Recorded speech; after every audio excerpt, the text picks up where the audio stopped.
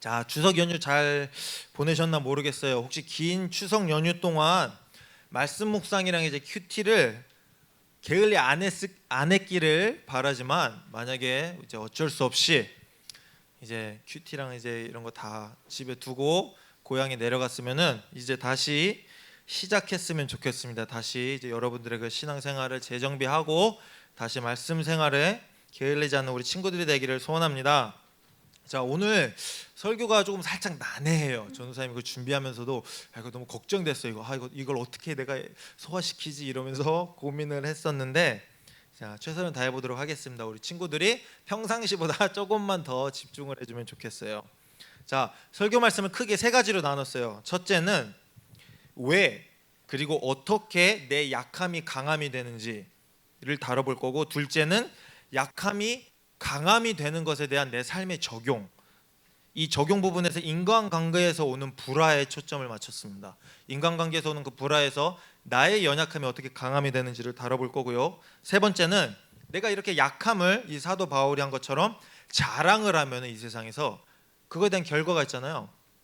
그 결과, 그리고 그 결과에 파생되는 감정들의 처리를 어떻게 할지에 대해서 다뤄볼 겁니다. 복잡하죠? 근데 생각보다 쉬우니까 우리 집중합시다.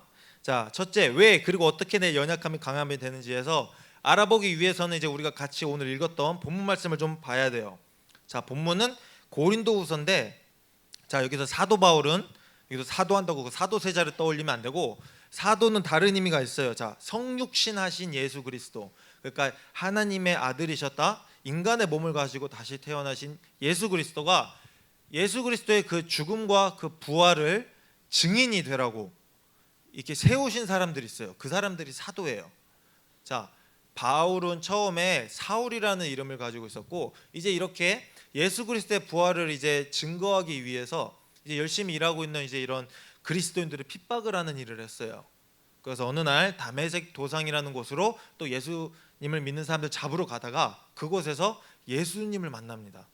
그리고 예수님께서 이방인들의 증인이 되라고, 이방인들에게 내 이름을 전파하라고 사도로 거기에서 세움을 받아서 사도 바울이라고 하는 거예요. 그리고 이 당시에 이제 이 당시에는 로마 제국이 지중해 이제 인근을 지배하고 있었죠. 이제 이곳에 큰 도시마다 교회들이 생겨나기 시작해요. 예수님을 믿는 교회들이 생겨나는데, 그 교회들에게 바울이 편지를 보내는 겁니다. 이렇게 하고 저렇게 하지 말라, 이렇게 권면도 하고, 힘내라, 믿음을 포기하지 말아라, 죽을 때까지, 그렇게 이제 용기를 이제 북돋아주는 그런 서신을 보내기도 했습니다. 고린도 후서라는 거는 고린도라는 도시에 있는 교회에 바울이 두 번째로 보내는 편지를 말하는 거예요. 첫 번째는 고린도 전서였고, 이제 고린도 후서입니다. 근데 우리가 오늘 읽은 고린도 후서 말씀에 이제 사도 바울이 자신의 간증을 해요. 근데 좀 간증이 조금 특이해요, 이게. 자, 육체의 가시가 있대요. 자, 보면은 본문 말씀 보면 육체의 가시가 있는데, 이 육체의 가시가 사탄의 사자라고 말을 합니다. 자, 이제 신학자들이 이제 이 육체의 가시가 뭐였을까? 사도 바울이 말하는 육체의 가시가 무엇일까? 이제 이렇게 서로 고민을 했는데, 뭐 바울이 이제 가지고 있었던 무슨 고질병이 아니었나 생각을 합니다. 근데 이제 그것이 무엇이었던 간에 우선 가시가 있었어요, 바울에게. 그 이 가시가 바울을 약하게 했고 바울을 괴롭게 했어요. 그래서 세 번을 바울이 계속 기도를 해요. 하나님, 이 연약함을, 이 가시를 제발 없애주세요, 나한테서 치워주세요 하고 기도를 하는데, 하나님이 대답이 좀 얼핏 보면 좀 이해가 잘 안 가요. 어떻게 말씀하시느냐? 내 은혜, 하나님의 은혜가 바울 너에게 족하도다. 이는 나 하나님의 능력이 너의 약한 데서 온전하여짐이라 라고 말씀을 하십니다. 처음에 잘 이해가 안 가요. 근데 바울의 반응은 더 웃겨요. 바울의 반응이 좀 살짝 이상해요. 바울이, 자, 하나님께서 지금 하나님의 능력이 바울이 약할 때 바울한테서 강하게 적용한다고 하니까 바울이 그것을 기뻐하면서 갑자기 이 가시에 대해서, 이 연약함에 대해서 자랑을 하기 시작해요. 방금 전까지만 해도 세 번이나 열심히 기도해가지고 없애달라고 한 것을 자랑을 하기 시작하는 거예요. 그거 좀 살짝 뚱딴지 같죠? 좀 이상해요. 근데 이 뚱딴지 같은 이 포인트를 여러분이 계속 기억하고 있어야 돼요. 이제 이 설교가 계속 진행됨에 있어서 이것이 굉장히 포인트가 될 겁니다. 자, 바울은 그래서 결론은 이렇게 내립니다. 내가 약할 때 내가 강하다. 자, 우리 안에도 바울처럼 연약함이 있어요. 결핍이 있어요. 가시가 있고. 자, 내 안에 있는 이 연약함을 사단이 준 걸까요? 아니면 하나님이 주신 걸까요? 여기 본문 말씀 보니까 사단한테서 온 거예요? 아니면 하나님한테서 온 거예요? 내 연약함이?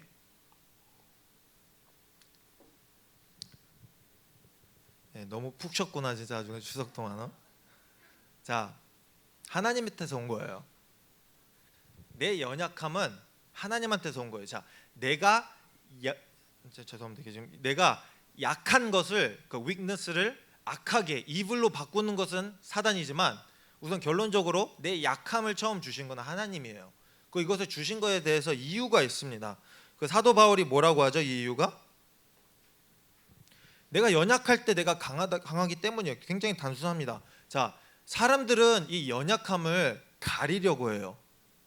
자, 아담과 하와 때부터 그랬어요. 아담과 하와가 선악과를 먹고 죄가 들어오자마자 아담과 하와가 맨 처음으로 깨달았던 게 뭐냐면 자신들의 연약함이에요. 그래서 그 연약함을 어떻게 하죠? 무화과 나무 잎으로 이렇게 가려요. 부끄러움을 이제 이렇게 가리는 거예요. 우리 조상들이 그랬던 것처럼 우리 어른들도 마찬가지예요. 그리고 우리 여러분들도 전도사님도 마찬가지고 다 연약함이 있고 가리고 싶어 합니다. 이 가리려고 하는 거는 죄가 아니에요. 자연스러운 거예요, 그것이. 근데 무엇이 죄냐? 내가 이렇게 가리는데 가끔 착각을 해요. 내가 완벽하게 내 연약함을 가렸다고. 그리고 내 기준에서 나보다 자신들의 연약함을 덜 가린 사람들을 판단하고 나보다 낮게 여기고 비웃고 얘들을 놀려요. 내가 쟤보다 더 낫다고 생각을 하는 거죠. 그것을 우린 교만이라고 하고 그것은 하나님 앞에서 죄예요. 그렇게 우리가 죄를 짓는 겁니다. 자, 여기에서 육체의 가시가 연약함이 어떻게 적용을 하느냐? 나한테 현실을 직시하게 해주는 거예요. 현실을. 아, 맞다. 내가 아직 연약하지. 아직 내가 부족한 사람이었지. 이것을 깨닫게 해주는 거예요. 그리고 예수 그리스도를 믿는 성도들은 이 연약함 가운데 하나님을 찾게 됩니다. 이제 뭐 하나님을 모르는 사람들은 뭐 그래 난 루저야. 나는 이 세상은 더러워. 그리고 막 이제 이렇게 막 신세한탄 할지 모르지만 그리스도인들은 건강한 성도는 하나님을 찾게 돼요. 내 연약함이 있을 때. 그렇기 때문에 내가 하나님을 찾기 때문에 내 연약함이 하나님이 주신 은혜가 되는 겁니다. 하나님께서 아까 바울에게 뭐라고 하셨죠? 내 은혜가 너한테 족하다고 하셨잖아요. 이 은혜이기 때문에 이 가시가 있기 때문에 우리가 하나님을 의지할 수 있게 되는 겁니다. 우리가 하나님을 붙잡게 되는 그런 수단으로 사용하시는 거예요. 그렇게 우리가 붙잡을 때 우리가 연약함 때문에 하나님을 붙잡을 때 하나님께서 가려주세요. 하나님께서 그렇게 약할 때 강하게 해주십니다. 자, 사람들은 무엇을 자랑하죠? 보통 자랑할 때 평상시에 자신의 잘남을 자랑하잖아요. 자신의 강함, 다른 사람보다 내가 더 낫다고 생각하는 그런 것을 자랑하죠. 내 연약함을 막 자랑하진 않잖아요. 세상 사람들은 이제 뭐 돈이나 명예나 권력, 뭐 이제 내 외모 이런 걸로 자랑을 하죠. 그런 게 나를 강하게 한다고 믿기 때문에. 근데 아까 여기서 본 것처럼 우리의 연약함이 있기 때문에 우리가 하나님의 은혜를 의지하게 되고 그 의지하는 하나님의 은혜가 나를 강하게 해줍니다. 그럼 성도는 자연스럽게 무엇을 자랑하게 되죠? 내 연약함을 자랑하는 거예요. 왜냐하면 이 연약함이 하나님의 은혜를 받는 근원이고 하나님의 은혜가 나의 강함이 되는 근원이기 때문에 그래서 우리가 연약함을 자랑을 할 수 있는 거예요. 자, 그럼 오늘 두 번째 토픽입니다. 자, 이 적용에 대해서 한번 볼게요. 자, 점은 되게 많아요. 내 컴플렉스를 이제 이겨낼 수도 있고 이제 뭐 대체로운 방법을 할 수 있는데 이제 여기서 인간관계에 대해서 전도사님이 다루려고 하는 이유는 전도사님이 최근에 인간관계에서 불화가 있었기 때문이에요. 자, 전도사님이 지금 신학대학원 3학년이에요. 다른 이제 1200명 이제 전도사님들이랑 같이 이제 양지라는 이제 되게 이제 한국에 존재하는 이제 오지가 있어요. 이제 정글이 있는데 그 정글에서 이제 같이 공부를 하고 있어요. 전도사가 1200명이 있어요, 거기. 그럼 어떨까요, 분위기가? 천사의 노래가 막 흘러나오고 막 다 하얀색 옷 입고 이제 전도사님도 여기다 이제 양복 입고 있다가 이제 학교 가야지 하면 가가지고 옷 싹 다 갈아입고 이제 하얀 옷 입고 이제 막 날아다니고 막 그러는 데는 아니에요. 마치 사랑만을 얘기할 것 같고 이제 막 가면 이제 다들 이제 막 밤 10시에 자가지고 새벽 5시에 일어나서 다 같이 손잡고 새벽기도 가면서 이제 막 그럴 것 같은데 여기 우리 찬양 인도하시는 마정훈 선생님도 같은 신대원 3학년이신데 너무나 잘 알아요. 무엇을 잘 아느냐? 죄인들 사는 데는 다 똑같아요. 전도사들도 다 죄인이어서 정말 분리수거도 안 하고 정말 서로 막 치고받고 싸우고 막 이제 그냥 아주 그냥 죄로 이제 물든 곳이에요. 그곳은 그런 곳에서 이제 전도사님도 그 중에 한 명이에요. 전도사님도 그러니까 싸웠겠죠. 전도사님도 죄인이기 때문에. 그래서 이 전도사님이랑 충돌이 있었어요. 자, 서로 이제 자기가 옳다고 생각하니까 싸우는 거죠.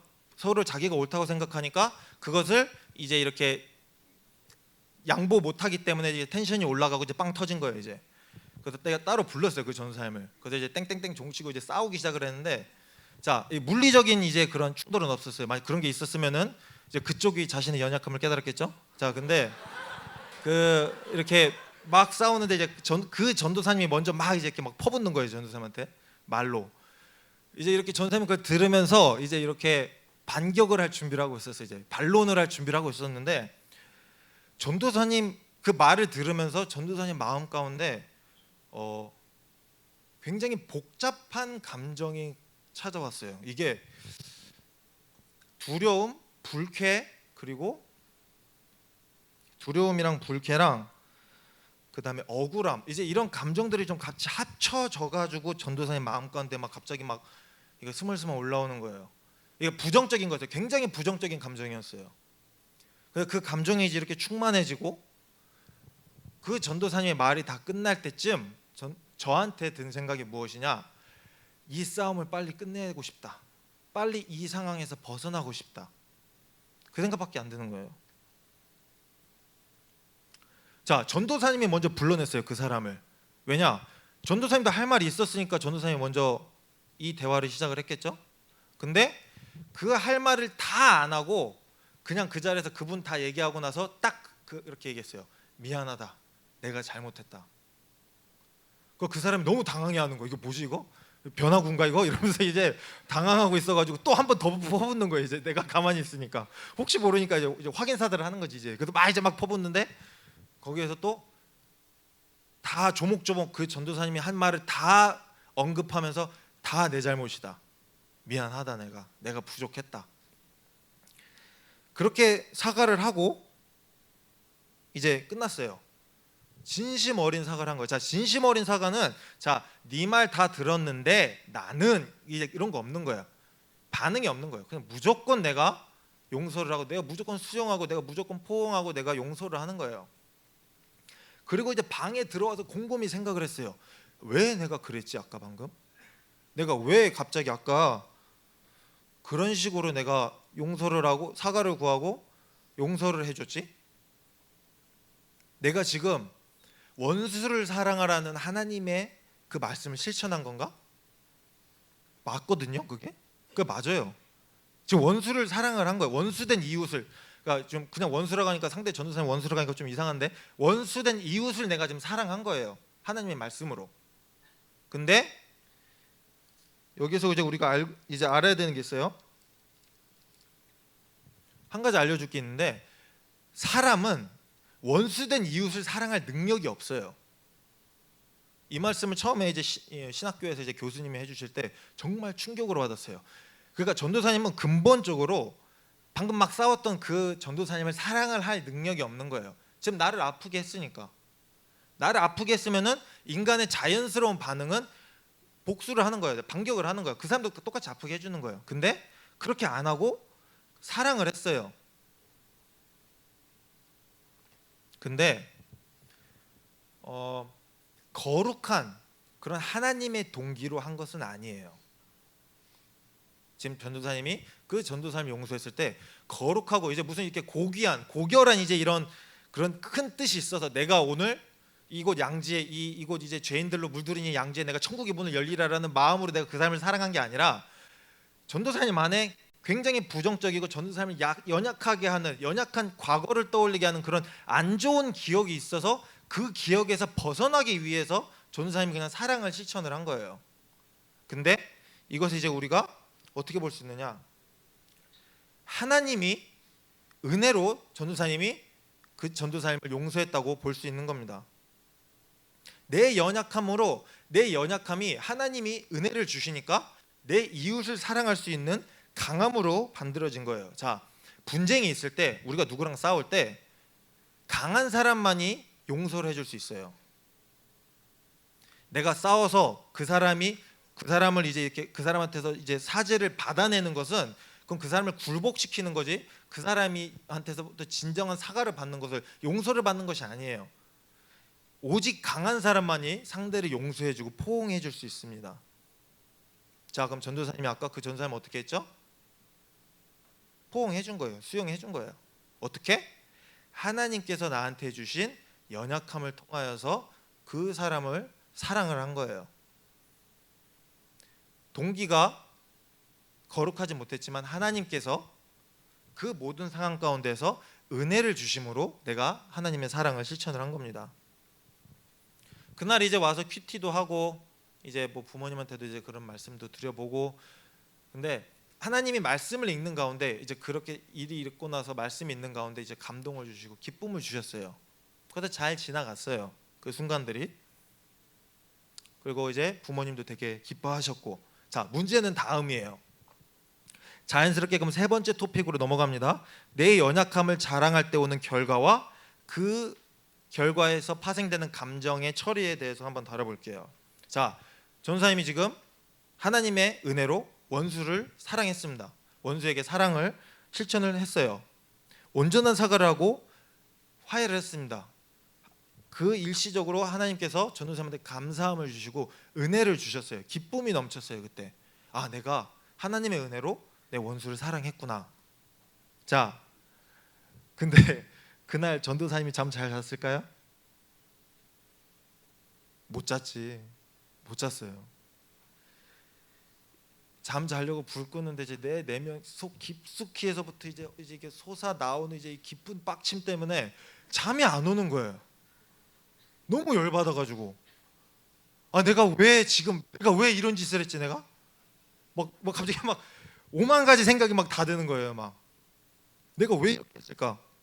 아우 막 진짜 아우 여보 아우 막 약 올라 막 이 설교 본문을 이제 이렇게 적다가 아니 그러니까 이 설교 본문을 작성하다가 이게 실은 3주 전 이야기였는데 이게 되게 따끈따끈한 이야기예요. 그래서 갑자기 이 설교문을 어제 쓰다가 열받아가지고 일어났어요. 갑자기 그때 당시의 기억이 떠올라가지고 그래서 막 냉장고 가가지고 막 냉장고를 싹 다 비웠는데 그러니까 더 열받는 거야. 내가 왜 이 인간 때문에 내가 다이어트까지 실패를 해야 되지 이러면서 더 열받는 거. 아니 그 잠이 또 안 와 또. 그래서 막 원수를 사랑해야지. 걔도 전도사인데 왜 걔는 사랑 안 했지? 이러고 이제 내 눈에 들보를 보지 않고 내 눈에 들보를 보지 않고 왜 너는 상대방의 티끌만 보냐? 너 둘 다 눈에 들보가 있었던 거예요. 둘 다. 막 이제 이런 식으로 막 계속 나와의 싸움이 이제 시작되는 거예요. 이제 계속 싸우는 거예요. 이제 왜냐? 내가 그 순간에 내 마음속으로 저 전도사님에 대해서 악한 생각을 갖고 있으면 막 그 전도사님 어떻게 막 이렇게 슬프게 만들려고 한다든지 아니면 저주한다든지 마음속으로. 자, 그건 죄예요. 그 사람이 나한테 무엇을 했던 간에 내가 그 사람에게 악한 마음을 품으면은 예수님께서 그걸 명확히 말씀하셨어요. 이건 죄라고. 그럼 어떻게 해야 돼요? 죄를 싸워야 되잖아요. 그러니까 난 마음속으로 그 사람을 이제 사랑하려고 이제 또 계속 노력을 하는 거야. 밤새도록 이제. 그럼 마음이 지쳐요. 그러면은 진짜. 나중에 막 소명에 대한 이제 그런 의문증까지 생겨. 내가 지금 이 길 잘 가는 거 맞나? 좀 그냥 군대에서 말뚝 박을 걸 그랬나? 막 갑자기 막 그런 이상한 생각도 들고 막 그냥 나도 쏟아 부었으면 속 시원했을 텐데. 자, 그때 전도사님에게 떠오른 말씀이 있어요. 그 말씀을 우리 같이 읽도록 해보겠습니다. 마태복음 5장 3절이랑 4절이에요. 시작. 심령이 가난한 자는 복이 있나니 천국이 그들의 것이며 애통하는 자는 복이 있나니 그들이 위로를 받을 것이며. 자, 이 말씀 우리 다 알아요. 근데 이 말씀이 내 안에 적용돼서 전도사님이 그날 평안하게 잘 수 있게 해준 것은 하나님의 은혜라고 말할 수 있습니다. 그 순간 전도사님이 정말로 진정하게 강해진 순간이에요. 진정으로 그 전도사님을 온전하게 용서했기 때문에 내 안에 마음에 평안이 오는 거예요. 그리고 그날 잠을 잘 잤어요. 근데 그 전도사님은 이제 학교에서 이제 자주 뵈는 분이에요. 그럼 자주 보겠죠? 이제 좀 더 힘든 거는 이제 그 전도사님 만날 때마다 그 전도사님이 어유 어서 오셔요 전도사님. 마치 나는 관대해서 내가 네 죄를 사하노라 이제 이런 표정으로 이제 전도사님을 대하면은 또 속이 뒤집어지는 거야 또 거기서. 그러면은 그렇게 생각해요. 아 큐티할 시간이 지났구나.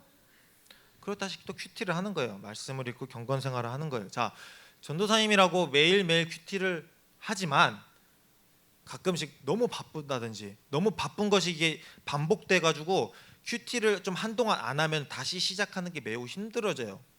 전도사님도 다 사람이니까. 사람은 그래요. 무엇인가를 꾸준하게 하는 것은 매우 힘든 일이에요. 자, 하나님께서 어떤 가시를 전도사님한테 허락을 하셨죠? 그 전도사님을 이제 보면은 하나님의 은혜를 간구하게 되는 거예요. 그럼 또 다시 큐티 말씀하고 큐티 말씀 보면서 하나님이 나한테 주신 말씀을 기억하고 그래도 솟아오르는 이 감정을 기도로 억누르고 이것을 이제 계속해서 반복을 했습니다. 자, 하나님께서 직접적인 그 내 안에 있었던 그 분노를 용서하셨어요. 그리고 이것을 위로해 주셨어요. 근데 3주가 지나도 여전히 전도사님 가슴의 한 부분은 여전히 아파요. 그 사건 때문에. 그 아픔이 계속해서 또 주기적으로 기억이 납니다. 이것을 이제 어떻게 처리해야 될까요? 자, 마음에 묻는다는 표현이 있어요. 마음에 묻는다는 표현. 이 표현을 처음에 어디서 들었냐면은 자, 부모가 죽으면 자식은 어디다 묻죠? 정말 추석 때 너무 푹 쉬었군요 이제. 자, 산에다 묻죠. 근데 자식이 죽으면 부모는 어디다 묻죠? 자식을 마음에다 묻는다고 했어요. 자, 하나님 아버지는 우리들의 죄 때문에 자신의 아들을 죽이셔야 됐어요. 그리고 그 죽인 아들을 무덤에 묻으셨어요. 그래서 이것을 이제 우리에게 처음으로 우리에게 본이 되셨고 우리가 해야 될 것은 이 하나님 아버지의 마음으로 하나님께서 물론 많은 부분을 해결해 주셨지만 해결이 안 된 이 마음의 응어리가 있어요. 이 응어리를 우리는 어떻게 해야 되느냐? 마음에 묻어야 돼요.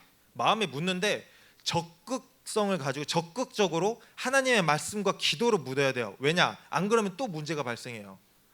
그 문제에 대해서 이제 전도사님한테 어떻게 보면 실수죠. 그런 것들이 이제 주보 칼럼에다 썼는데 그거는 이제 나중에 집에 가시면서 보시고 자 무슨 문제가 발생할 수 있느냐? 첫째, 제대로 안 묻으면은 이 아픔이 이 응어리가 지뢰같이 남아요 내 마음에. 그래서 어떤 마음이 생기느냐? 내가 다시는 이 치욕을 경험하지 아니하리라. 그래서 그 비슷한 상황이 또 발생을 하면 마치 내가 지뢰 밟으면 터지듯이 내 마음에서 빵 터지는 거예요. 이번에는 내가 반드시 쟤를 굴복시켜 가지고 내가 다시는 그런 아픔을 안 당할 거야. 그럼 어떻게 되는 거죠? 내 이웃을 사랑하라는 하나님의 명령을 어기게 되는 거예요. 그건 죄예요. 내가 죄를 짓게 되는 겁니다. 반면 또 어떻게 제대로 말씀과 기도를 안 묻으면 어떻게 되느냐? 내 마음 안에 함정처럼 남는 거예요. 그래서 나를 그냥 계속 깊숙이 좌절과 절망의 구렁텅이로 빠뜨리게 합니다. 이 아픔이. 그래서 이 상처 가운데 이 상처가 또 발생하면 너무 무기력해지는 거야. 나는 무능해. 나는 이 상황을 나 혼자서 스스로 해결할 수 없어. 그냥 꾹 참으면 지나갈 거야. 이제 이러고 이거는 문제를 해결하는 게 아니에요. 이거는 그냥 문제한테 지는 겁니다. 자, 여기에 해당하는 것 혹시나 이거 전선생님이 어제 좀 걱정이 돼서 이제 추가를 한 부분이지만, 자, 예를 들어 우리 친구들 중에 지금 학교 폭력의 피해자들이 있을 수도 있어요. 오늘 말씀을 들으면서 그래, 내가 원수를 사랑해야지, 내가 내 연약함을 자랑해야지, 이 말씀을 우리가 실천해야 하되, 이런 특수한 상황 가운데서는 이것은 함정에 가까운 겁니다. 이거를 그냥 단순히 용서하는 것은. 그래서 여러분들의 학교 선생님이나 부모님이나 아니면 목사님, 교회 이제 선생님들이나 저한테 이거는 꼭 얘기를 하세요. 이거는 해결을 해야 되는 문제입니다. 지금 여기에서 전도사님이 얘기하는 이 설교의 이 토픽은, 자, 평상시에 나의 가족들과 나의 친구들과 있는 이제 그런 불화 가운데서 우리가 해결해야 되는 방법을 얘기하는 거지, 아까 말했던 그런 특수한 상황까지 적용이 되는 건 아니에요. 자, 그럼 저렇게 묻지도 말고 저렇게 묻지도 말고 그럼 어떻게 묻으라는 거냐? 마음에 묻는다는 것은 이 아픔을, 이 응어리를 내가 기억할 때 이렇게 기억을 하는 거예요. 이 아픔이 더 이상 나한테 어떠한 영향도 미치지 못할 거야. 왜냐? 하나님께서 이미 나에게 위로하셨고 내가 하나님의 천국을 받았기 때문에 이것은 더 이상 나에게 어떠한 영향도 미치지 못하는데, 유일하게 미칠 수 있는 영향은 하나님의 날에, 종말의 때에 하나님께서 내가 이 마음에 묻은 이 아픔들을 다 끄집어내서 다 회복시켜 주실 거야. 너 이때 힘들었지? 너 이때 아팠지만 내가 말하라, 내가 부탁했던 그 이웃의 사랑을 실천을 했지? 나 그때 다 기억하고 있어. 내가 네 옆에 있었고 너 너무 잘했어 하고 진정한 회복을 그때 해주실 거예요. 근데 아직은 우리가 악한 이 세상에서 살고 있기 때문에 지금 당장 우리가 할 수 있는 것은 이것을 묻는 거예요. 근데 가끔씩 이 묻는 게 좀 아파요. 전도사님도 그날 그 전도사님이랑 그런 트러블이 있고 나서 이제 기도를 하면서 막 펑펑까지는 아닌데 이제 조금 이제 막 좀 눈물이 났어요. 너무 이게 억울해가지고 너무 그 응어리가 이제 계속 있어서. 근데 기도로 계속 기도를 하는 거예요.